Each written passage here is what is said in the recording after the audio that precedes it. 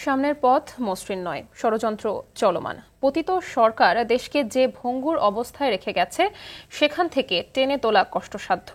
রাষ্ট্র কাঠামো মেরামতের 31 দফা নিয়ে খুলনা বিভাগের 3 জেলা নেতাকর্মীদের প্রশিক্ষণ কর্মশালায় বিএনপির ভারপ্রাপ্ত চেয়ারম্যান তারেক রহমান এসব কথা বলেন।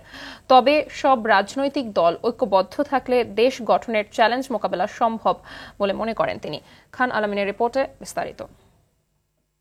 ভাবছেন কিনা বা ভবিষ্যতে রাষ্ট্র কাঠামো মেরামতের 31 দফা ও জনসম্পৃক্তি শীর্ষক প্রশিক্ষণ কর্মশালায় প্রধান অতিথি হিসেবে যোগ দেন বিএনপির ভারপ্রাপ্ত চেয়ারম্যান তারেক রহমান। কর্মশালায় এবার যুক্ত হয় যশোর, ঝিনাইদহ ও নড়াইল জেলার নেতাকর্মীরা। আমাদের আদর্শের পতাকা তলে দিনব্যাপী এই কর্মশালায় নেতাকর্মীদের বিভিন্ন প্রশ্নের জবাব দেন তারেক রহমান। পরে সমাপনী বক্তব্যে তিনি বলেন, স্বৈরাচার সরকার অর্থনীতি সহ রাষ্ট্রের প্রতিটি কাঠামো ভঙ্গুর করে রেখে গেছে, পালিয়ে গিয়েও ষড়যন্ত্র চলমান রেখেছে। সামনের পথ মসৃণ নয় মন্তব্য করে তিনি বলেন, আগামী দিনে যারা রাষ্ট্র পরিচালনার দায়িত্ব পাবে দেশ গঠন তাদের জন্য কষ্টসাধ্য হবে। তবে সব রাজনৈতিক দলের ঐক্য তা সহজ করে দিতে পারে বলে মন্তব্য তারেক রহমানের। সামনের পথ কিন্তু মোটেও মসৃণ না, সামনের পথ মোটেও মসৃণ না। বিভিন্ন মহল ষড়যন্ত্র তো করছেই। সরকার প্রধান আছে ডক্টর ইউনূস, উনিও কিন্তু বলেছেন যে অর্থনৈতিক অবস্থা কি অবস্থায় রেখে গিয়েছে পলাতক স্বৈরাচার।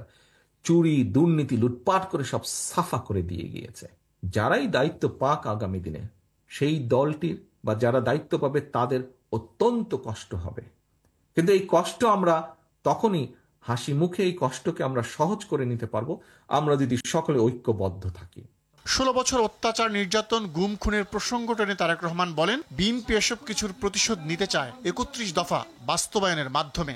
বাংলাদেশ জাতীয়তাবাদী দলের প্রত্যেকটি নেতাকর্মীর প্রতিশোধ সেদিনই সফল হবে যেদিন বাংলাদেশের মাটিতে আমরা বাংলাদেশের মানুষের জন্য এই 31 দফাকে বাস্তবায়ন করতে সক্ষম হব।